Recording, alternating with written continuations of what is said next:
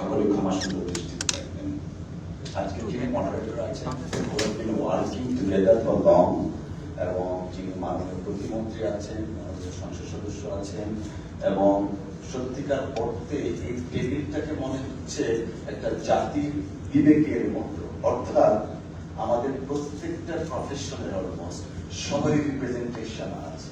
আমরা আইনজীবী দেখছি, কর্পোরেট সেক্টরের লিডার অফ দ্য লিডারকে দেখছি, আমাদের ইউনিভার্সিটি প্রফেসরদেরকে দেখছি, যারা প্রত্যেকেই স্ব ক্ষেত্রে শুধুমাত্র উদ্ভাসিত নয়, প্রত্যেকে লিডিং পজিশনে আছেন।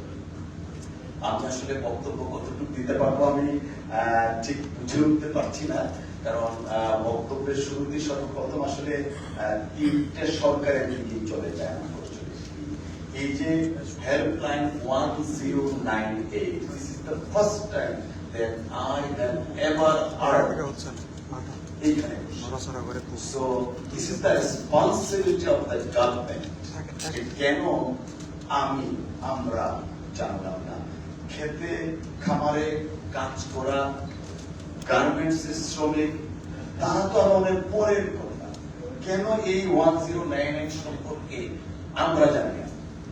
আমাদের ব্যর্থতা নাকি সরকারের দায়িত্বশীল যাদের এটা প্রচারণা করার দরকার তাদের ব্যর্থতা? মাননীয় প্রতিমন্ত্রী আছেন, অত্যন্ত প্রাজ্ঞ একজন আইনজীবী, উনি সোশ্যাল অ্যাওয়ারনেসের কথা বলেছেন। উনি আবারও বলেছেন যে উনি বার্ডেনটা শিফট করতে চাচ্ছেন টু সাম এক্সটেন্ট, যে আপনারা দায়িত্ব নেন। আমরা সরকারকে নির্বাচিত করেছি সরকারের দায়িত্ব নেওয়ার জন্য। অফকোর্স আমরা দায়িত্ব নিব, পরিপূরক হিসাবে কাজ করব।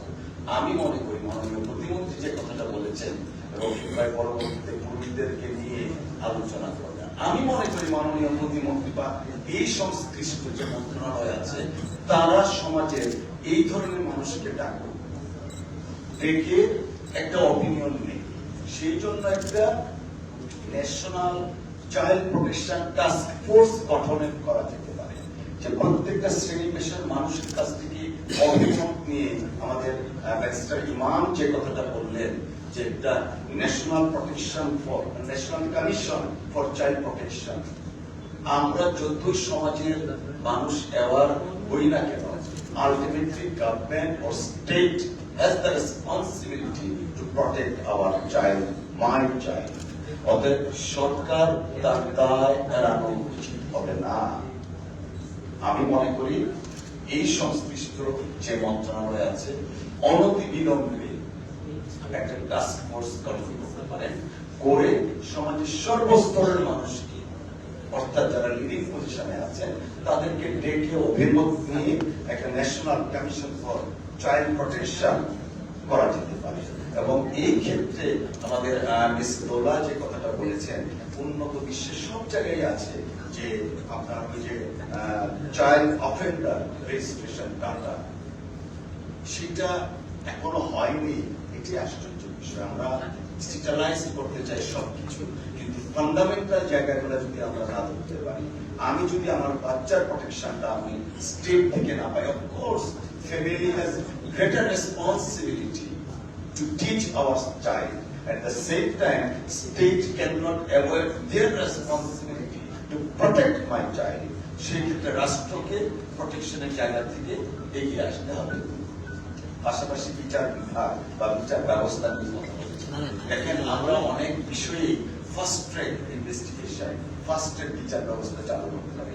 আজকে যারা পার্টিকুলারলি চাইল্ড অফেন্ডারদের জন্য ফাস্ট ট্র্যাক ইনভেস্টিগেশনের পাশাপাশি ফাস্ট ট্র্যাক বিচার ব্যবস্থা শুধুমাত্র আমাদের ওই জাজেজ কোর্টের জন্য নয়, সর্বোচ্চ আদালত পর্যন্ত এটা কিন্তু মাননীয় আইন মন্ত্রণালয় থেকে প্রজ্ঞাপন আকারে দিয়ে সেটা করা যেতে পারে।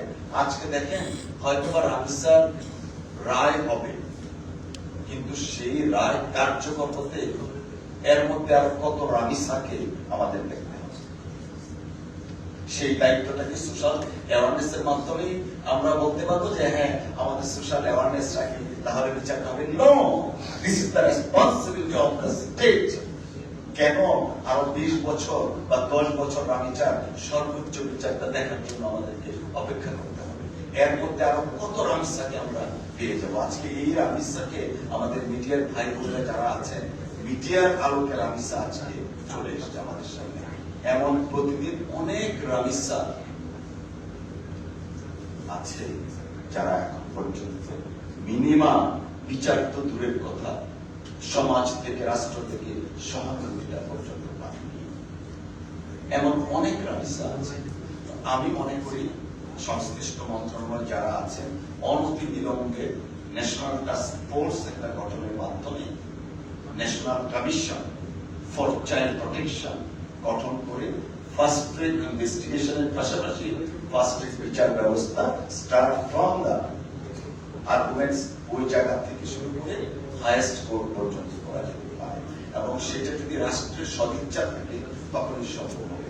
আমরা আইনি প্রক্রিয়া অনেক কিছু দেখাতে পারবো। আমি একজন আইনের ছাত্র হিসাবে অনেক কিছু আছে, আইনে ডাইরেক্টরি আছে, অনেক কিছু আছে যে 30 দিনের মধ্যে বিচার করতে হবে। বিচার না হলে 30 দিন পরে কি হবে সেটা কিন্তু আইনে দেয়া নেই।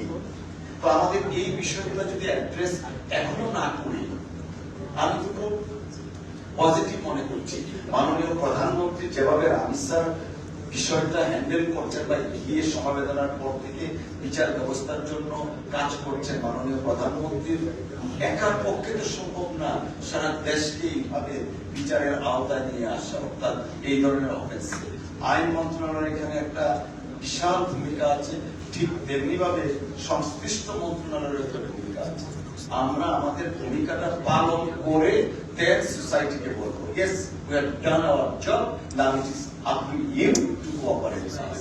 We cannot push the society, please do it, we will welcome it. No, state responsibility আমরা আগে দেখতে চাই। আমি মাননীয় প্রতিমন্ত্রীকে অত্যন্ত বিনয়ের সাথে অনুরোধ জানাবো, ডক্টর রফিক সাহেব যে আয়োজনটা করে দিয়েছেন, আমি মনে করছি ডক্টর রফিক সাহেব is working as a whistle blower. এখন সংশ্লিষ্ট মন্ত্রণালয়ে সজাগ হয়ে ওনারা উদ্যোগ নিয়ে এমন বা এর চেয়ে বর্ধিত কোনোভাবে একটা আলোচনা ব্যবস্থা করবে বা টেক অ্যাকশন। আমাদের অনেক কিছু আছে। মাননীয় প্রতিমন্ত্রী যখন বলছিলেন we have so many programs, unfortunately we don't need so many programs, we need one program যে প্রোগ্রামে আমরা অ্যাকশন দেখতে পাবো, not statement। আমি আজকে আমন্ত্রণ জানানোর জন্য ডক্টর রফিক, দীর্ঘকালীন আমরা একসঙ্গে কাজ করেছি। ইনফ্যাক্ট এই যে সংগঠন বা এই যে আলোচনাটা, এটা আরো 2-3 বছর আগে বিএনপি যখন বিরোধী দলে ছিল, মাননীয় প্রধানমন্ত্রী তৎকালীন সময়ে বিএনপির ভারপ্রাপ্ত চেয়ারম্যান, তিনি লন্ডনে থাকা অবস্থায় এই সংগঠনটা করে দিয়েছে। আমি তখন যেহেতু বিএনপির আইন সম্পাদক ছিলাম, আমাদের এটার প্রধান সমন্বয় করা হয়েছিল এবং বিএনপির স্বাস্থ্য সম্পাদক হিসেবে ওনাকে একটা সমন্বয়ের দায়িত্ব দেওয়া হয়েছিল। আমরা তখন মাননীয় প্রধানমন্ত্রী তৎকালীন সময়ে বিরোধী দলের নেতা ছিলেন, ওনার নেতৃত্বে সারা বাংলাদেশের নির্দেশে আমরা একটা আইন সেল গঠন করেছিলাম। আমরা আমাদের পার্ট থেকে হাইয়েস্ট লেভেল করেছি। আমি নিজে অনেক ডিস্ট্রিক্টে গিয়েছি, যখন কোনো একটা মিটিং হয়েছে আমার চেয়ে বেশি গিয়েছিলেন ডক্টর। সো আমরা তখনকার প্রেক্ষাপটে এই সংগঠনটা করলাম। এখন এই বিএনপি রাষ্ট্র পরিচালনার দায়িত্ব পেয়েছেন এবং এই বিএনপির নেত্রী বা নেতারা, সংসদ সদস্যরা আজকে রাষ্ট্র পরিচালনার দায়িত্ব পেয়েছেন। দেশের মানুষ প্রত্যাশা করে রাষ্ট্র পরিচালনায় যারা দায়িত্ব পেয়েছেন তারা এমন একটা উদ্যোগ নিলেন যে উদ্যোগটা কার্যকরী হবে।